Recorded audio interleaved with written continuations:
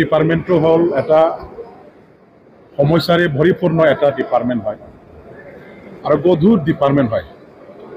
Largest man power জড়িত থকা এটা ডিপাৰ্টমেণ্ট আৰু এই ডিপাৰ্টমেণ্টটো পাৱাৰ জড়িত থকা এটা ডিপাৰ্টমেণ্ট আৰু এই ডিপাৰ্টমেণ্টটো আৰম্ভণিৰ পৰাই বহুকেইটা বিভিন্ন ধৰণৰ ডিপাৰ্টমেণ্টৰ লগত যুঁজ দিব লগা এটা ডিপাৰ্টমেণ্ট হয়। তেনেকুৱা এটা ডিপাৰ্টমেণ্ট আজি মই BTCৰ এজন কাৰ্যবাহী সদস্য হিচাপে কাম কৰিবৰ কাৰণে দায়িত্ব যেহেতু পাইছোঁ আৰু সেইটো দায়িত্ব লোৱাৰ এই ডিপাৰ্টমেণ্টৰ দায়িত্ব লোৱাৰ পাছতেই এই ডিপাৰ্টমেণ্টৰ যিবিলাক আমাৰ সমস্যা আছে, যেনেকৈ আমাৰ চৰকাৰী স্কুলবিলাকত এতিয়া ছাত্ৰ ছাত্ৰীসকল যথেষ্ট কমি গৈছে। ছাত্ৰ ছাত্ৰীসকলৰ কমি যোৱাৰ মূল কাৰণটো কি? ইয়াৰ আমি মূল কাৰণবিলাক এটা সমস্যাবিলাক জানিবৰ কাৰণে চেষ্টা কৰিব লাগিব আৰু সমাধানৰ ব্যৱস্থা ল'ব লাগিব। লগতে আমাৰ স্কুলবিলাকত ক'তবা বহুত তেনেকুৱা এনৰলমেণ্ট আছে অথচ টিচাৰ নাই। টিচাৰ নিদিয়াৰ ফলত ছাত্ৰ ছাত্ৰীসকলৰ উচিত শিক্ষা তেখেতসকলে লাভ কৰাৰ বেলেকা যথেষ্ট ক্ষতিগ্ৰস্ত হৈছে আৰু এই স্কুলবিলাকত আমি উপযুক্ত পৰ্যাপ্ত পৰিমাণৰ ৰেচিঅ' হিচাপে টিচাৰ এপইণ্টমেণ্ট দিয়াৰ কাৰণে কি ব্যৱস্থা ল'লে ভাল হ'ব সেইটো মই খুব গুৰুত্ব সহকাৰে চেষ্টা কৰিছোঁ। অসম চৰকাৰৰ এটা পলিচি আছে ৰেচনেলাইজেশ্যন অফ দি টিচাৰ্ছ, য'ত যেনেকুৱা ধৰণৰ ছাত্ৰ ছাত্ৰীসকল আছে ঠিক তেনেকুৱা ধৰণৰ এই একে সংখ্যাৰে মানে যিমানখিনি থাকিব লাগে এই হিচাপে টিচাৰ তাত এপইণ্টমেণ্ট দিয়া। গতিকে য'ত নেকি ছাত্ৰ ছাত্ৰীসকল নাই, সংখ্যা বহুত কম অথচ টিচাৰৰ সংখ্যা বেছিকৈ আছে, ছাত্ৰ ছাত্ৰীৰ সংখ্যাতকৈ বেছি টিচাৰৰ সংখ্যা য'ত আছে সেইবিলাকৰ পৰা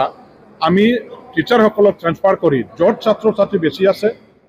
আমাৰ টিচাৰ নাই এইবিলাক স্কুলত টিচাৰ লৈ যাবৰ কাৰণে ব্যৱস্থা এতিয়াও অসম চৰকাৰৰ যিটো নীতি আছে সেই নীতিটো আমাৰ ইয়াতো চলি আছে, ইয়াৰো ব্যৱস্থা কৰি থকা হৈছে। আহি আমি দেখা পালোঁ যে আমাৰ বহুকেইটা ভেঞ্চাৰ স্কুল আছে, ME স্কুল, LP স্কুল, হাই স্কুল আৰু কলেজ। এইটো ডাঙৰ আমাৰ কাৰণে চেলেঞ্জ হয়। ভেঞ্চাৰ স্কুল ভেঞ্চাৰ কলেজবিলাক প্ৰভিঞ্চিয়েলাইজ কৰাটো হ'ল আমাৰ এডুকেশ্যন ডিপাৰ্টমেণ্টৰ এটা ডাঙৰ চেলেঞ্জ আৰু সেই চেলেঞ্জটো আমি এতিয়া সন্মুখীন হৈ কেনেকৈ সমাধান কৰিবৰ কাৰণে ব্যৱস্থা বা পদক্ষেপ লোৱা দৰকাৰ আছে সেইটো খুব গভীৰভাৱে চিন্তা চৰ্চা কৰি পেলাই গ্ৰহণ কৰিবলৈ আমি এতিয়া আগবাঢ়িছোঁ। মূল কথাটো হ'ল যে আমি 2003 চনৰ যিটো BTC চুক্তি সেই চুক্তিৰ আধাৰতে BTCৰ আমাৰ এডুকেশ্যন ডিপাৰ্টমেণ্টৰ সমস্যাবিলাক সমাধান কৰিবৰ কাৰণে আমি ব্যৱস্থা ল'ব লাগিব। আমাৰ ভাৰত চৰকাৰ, অসম চৰকাৰ আৰু BLTৰ লগত যিটো চুক্তি স্বাক্ষৰিত কৰা হৈছিল সেই সময়ত এডুকেশ্যন ডিপাৰ্টমেণ্টৰ এটা ট্ৰেন্সফাৰ যিহেতু ছাবজেক্ট আছিলে আৰু ট্ৰেন্সফাৰ ছাবজেক্ট হিচাপে আমাৰ এটা ক্ষমতা এই চুক্তিৰ দ্বাৰা দি আমি লাভ কৰিছিলোঁ, সেইটো হ'ল লেজিছলেটিভ পাৱাৰ, আইন বনোৱাৰ এটা আইন প্ৰণয়ন কৰাৰ এটা ক্ষমতা। এই হিচাপে আমাৰ হাতত হস্তান্তৰিত কৰা 40টা বিভাগটো আমি কেনেকৈ চলাব বিচাৰোঁ, আমি বিভাগবিলাক চলাবৰ কাৰণে কি নিয়ম কানুন বনাব লাগে, আইন কানুন বনাব লাগে, এইবিলাক গোটেইটো বনাবৰ কাৰণে আমাৰ সম্পূৰ্ণ অসম চৰকাৰৰ লেখীয়াকৈ এটা ক্ষমতা আছে, যিহেতু লেজিছলেটিভ পাৱাৰ আছে। গতিকে এতিয়া আমি এইবাৰৰ পৰা আমাৰ অসম চৰকাৰে আপোনালোকে যোৱাবাৰ বিধানসভাত যিটো দেখা পালে যে 2025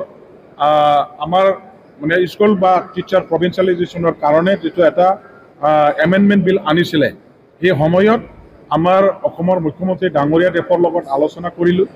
আমাৰ শিক্ষামন্ত্ৰী ডক্টৰ ৰণোজ পেগু ডাঙৰীয়া দেৱৰ লগতো আলোচনা কৰিলোঁ। আমাৰ এটা বুজাপৰা হৈ গ'ল। আমি ক'লোঁ যিহেতু BTC এটা ট্ৰান্সফাৰ ছাবজেক্ট আৰু লেজিছলেটিভ পাৱাৰ যিহেতু আছে আমাৰ হাতত আছে আৰু যিহেতু অসম চৰকাৰে এতিয়া 1/1/2006 বেছ ইয়াৰ কৰি স্কুল কলেজ প্ৰভিঞ্চিয়েলাইজেশ্যনৰ এটা কামটো তেওঁলোকে আৰম্ভ কৰিছে আৰু সেই মৰ্মে যদি প্ৰভিঞ্চিয়েলাইজ কৰা হয় 1/1/2006 বেছ কৰি পেলাই তেতিয়াহ'লে আমাৰ অঞ্চলবিলাকৰ স্কুল কলেজৰ প্ৰভিঞ্চিয়েলাইজেশ্যন কৰাৰ বেলেকাত যথেষ্ট আমাৰ ক্ষতিগ্ৰস্ত হয়। আমাৰ স্কুল কলেজবিলাক প্ৰভিঞ্চিয়েলাইজ নহয়, আমি ডিপ্ৰাইভ হ'ব লগা হয়, সমস্যা আৰু বেছিকৈ জটিল হ'ব। ইয়াৰ কাৰণে আমি এটা চৰকাৰ BTC চৰকাৰৰ মাজত যে BTCৰ হাতত যিহেতু শিক্ষা বিভাগটো গঠাই দিয়া আৰু লেজিছলেটিভ পাৱাৰ আপোনালোকৰ যিহেতু আছে, গতিকে আপোনাসকলে আপোনালোকৰ ইচ্ছামতে আপোনালোকৰ আইন বনাই আপোনালোকৰ স্কুল কলেজবিলাকত প্ৰভিঞ্চিয়েলাইজেশ্যন কৰিবৰ কাৰণে ক্ষমতা যেহেতু আছে, সেই হিচাপে আপোনাসকলে নতুন এটা আইন বনাব পাৰে আপোনালোকে বনাব এইখিনি কথা আমি অনুমোদন হিচাপে অসম চৰকাৰৰ পৰা লাভ কৰিলোঁ মুখ্যমন্ত্ৰী ডাঙৰীয়া দেৱক মই ধন্যবাদ দিছোঁ শিক্ষামন্ত্ৰী ডাঙৰীয়া দেৱক মই ধন্যবাদ দিছোঁ এইখিনি ক্ষমতা আমি এক্সাৰচাইজ কৰিবৰ কাৰণে ইমপ্লিমেণ্ট কৰিবৰ কাৰণে আজি যে আমি চৰকাৰৰ পৰা সঁহাৰি পাইছোঁ সহযোগ পাইছোঁ আৰু একৰ্ডিং টু ডেট যোৱা এছেম্বলিত মই মানে আমাৰ এই এমেণ্ডমেণ্ট বিলৰ ওপৰত যেতিয়া আমাৰ BTC অঞ্চলটো বাদ দি পেলাই অসম চৰকাৰে এমেণ্ডমেণ্ট বিলটো পাছ কৰিব লাগে ইয়াৰ কাৰণে এটা মোচন এটা মুভ কৰিছিল মানে এমেণ্ডমেণ্ট আনিবৰ কাৰণে যিটো বিল আমাৰ BTC অঞ্চলকো সাঙুৰি লৈ পেলাই বনোৱা হৈছিল সেইটো BTC অঞ্চলটো এক্সক্লুড কৰি বনাব লাগে আৰু BTCক নিজাববীয়াকৈ বিল বনাবৰ কাৰণে আইন বনাবৰ কাৰণে মানে সুবিধাখিনি দিব লাগে অথৰিটিখিনি দিব লাগে আৰু BTCয়ে যিখিনি আইন বনায় যিবিলাক স্কুল কলেজৰ প্ৰভিঞ্চিয়েলাইজেশ্যনৰ তালিকা অসম চৰকাৰলৈ ছাবমিট কৰিব তেওঁলোকে সেইটোকে অনুমোদন জনাই আমাৰ প্ৰভিঞ্চিয়েলাইজৰ যিটো প্ৰক্ৰিয়া এইখিনি প্ৰক্ৰিয়াত আমাৰ সহায় কৰিব আমি ইয়াৰ কাৰণে BTC গভৰ্ণমেণ্ট আমাৰ এই যেহেতু আজিৰ পৰা সেশন শেষ হৈ গ'ল মই আমাৰ প্ৰিন্সিপাল সেক্ৰেটাৰী ডাঙৰীয়া এডুকেশ্যন সেক্ৰেটাৰী ডাঙৰীয়া আৰু চিফ মহোদয়ৰ লগত একেলগে আলোচনা কৰি আমি কেনেকা ধৰণৰ বিল প্ৰস্তুত কৰাটো ভাল হ'ব স্কুল কলেজৰ প্ৰভিঞ্চিয়েলাইজেশ্যনৰ কাৰণে একটো আমি কেনেকা ধৰণৰ বনালে আমাৰ উপকৃত হ'ব স্কুল কলেজবিলাকৰ প্ৰভিঞ্চিয়েলাইজেশ্যনৰ প্ৰক্ৰিয়া আমাৰ ভাল হ'ব সেইখিনি দিশ চালি জাৰি চাই আমি মানে উশুদ্ধ এটা আইন প্ৰণয়ন কৰিবৰ কাৰণে এটা কমিটি গঠন কৰিম ইয়াৰে আলোচনা আমি কৰিম আৰু অচিৰে সেই আইনটো প্ৰস্তুত কৰি আমি অসম চৰকাৰৰ লগত মানে আমাৰ প্ৰভিঞ্চিয়েলাইজেশ্যনৰ প্ৰক্ৰিয়া আৰম্ভ কৰিম আৰু তেখেতসকলক ইতিমধ্যে কোৱা হ'ল যে যিমানখিনি BTC অথৰিটিৰ ফালৰ পৰা স্কুলবিলাক প্ৰভিঞ্চিয়েলাইজ কৰিবৰ কাৰণে ব্যৱস্থা লোৱা হ'ব যিখিনি তালিকা আমি চৰকাৰৰ হাতত পঠাই দিম সেইখিনি তালিকা অসম চৰকাৰে এপ্ৰুভাল দি পেলাই গোটেই ইয়াৰ কাৰণে যিখিনি ফাইনেন্সিয়েল বাৰ্ডেন হ'ব সেই ফাইনেন্সিয়েল বাৰ্ডেনটো তেখেতসকলে বহন কৰিব নহ'লে আমি যদি স্কুল মাত্ৰ প্ৰভিঞ্চিয়েলাইজ কৰি অনুমোদনৰ কাৰণে পঠিয়াই দিওঁ আকৌ ইয়াৰ এগেইনষ্টত যদি ফাণ্ড এলকেশ্যন যদি দিয়া নহয় বাজেট প্ৰভিজন যদি ৰাখা নহয় স্পেচিয়েল ফাণ্ড এলকেশ্যন যদি দিয়া নহয় against the list of the মানে স্কুল মানে ফৰ প্ৰভিঞ্চিয়েলাইজেশ্যন এনেহ'লে মানে ইয়াত শিক্ষাৰ ব্যৱস্থা ভংগ হ'ব পেৰালাইজ হ'ব গতিকে এইখিনি কথা আমি স্পষ্টভাৱে আমাৰ অসম চৰকাৰৰ লগত এটা বুজা পৰা হৈ গৈছে আমি অচিৰে BTCৰ শিক্ষা অনুষ্ঠানবিলাকৰ চলাবৰ কাৰণে মানে এটা শক্তিশালী এটা শুদ্ধ আৰু চবৰে গ্ৰহণযোগ্য এটা আইন প্ৰণয়ন কৰিম আৰু ইয়াৰ আগতে আমি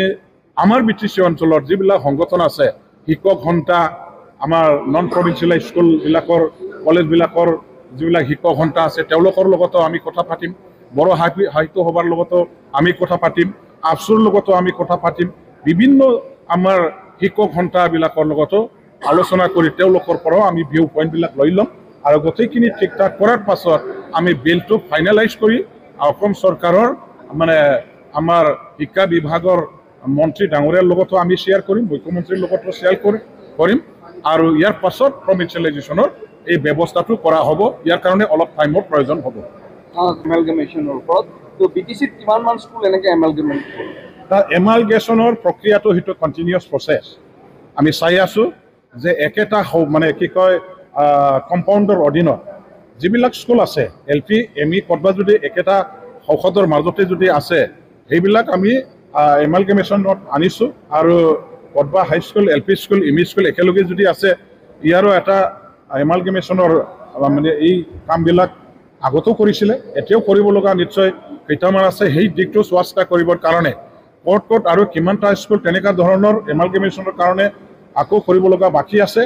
এই কামখিনি কৰিবৰ কাৰণে লিষ্ট প্ৰস্তুত কৰিবৰ কাৰণে ডাইৰেক্টৰ এডুকেশ্যনক ইতিমধ্যে নিৰ্দেশ দিয়া হ'ল ভেকেণ্ট পোষ্ট আমি দুটা কেটেগৰীত আছে ফাৰ্ষ্ট কেটেগৰী হ'ল আমাৰ LP UP ইয়াৰ কাৰণে যিখিনি ভেকেঞ্চি আছে এই ভেকেঞ্চি টোটেল 984 আছে আৰু এইবিলাক ফিল আপ কৰিবৰ কাৰণে যিটো SIও এপ্ৰুভাল পাব লাগে অসম চৰকাৰৰ পৰা আমি পাইছোঁ আৰু অচিৰে আমি এই 984 পোষ্ট যিটো আছে LP UP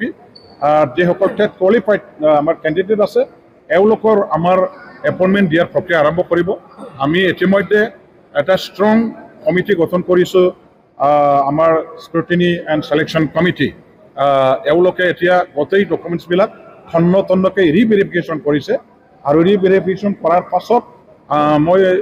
আশা ৰাখিছোঁ মানে 22 জানুৱাৰী আমি গোটেইখিনি 984 পষ্টৰ এগেইনষ্টত এপইণ্টমেণ্ট টিচাৰ এপইণ্টমেণ্ট আমি দিব পাৰিম। ইয়াৰ পিছত আমাৰ চলিব মানে 901 graduate and post graduate teacher আছে, এওঁলোকৰো আমি এপইণ্টমেণ্ট দিয়াৰ কাৰণে প্ৰক্ৰিয়া আৰম্ভ কৰিছোঁ। আমি কিছুমান আমাৰ যিবিলাক ভাল ভাল এডুকেশ্যনিষ্ট আছে, ভাল ভাল তেনেকুৱা আমাৰ মানে কি কয় শিক্ষাবিদ আছে, এখেতসকলক লৈ এটা কমিটি আমি গঠন কৰিবলৈ লৈছোঁ। এই কমিটি গঠন কৰাৰ পাছতে আমি এডভাৰটাইজমেণ্টৰ ব্যৱস্থা কৰিম আৰু ইণ্টাৰভিউ পাতাৰ ব্যৱস্থা কৰাৰ পাছত যোগ্য আমাৰ ছাকচেছফুল কোৱালিফাইড এই টিচাৰ মানে কি কেণ্ডিডেটবিলাকক টিচাৰৰ কাৰণে এপইণ্টমেণ্ট দিয়া হ'ব। এপইণ্টমেণ্ট পিয়ৰলি ট্ৰেন্সপাৰেণ্ট হ'ব আৰু on the basis of merit appointment দিয়াৰ আমি ব্যৱস্থা কৰিম।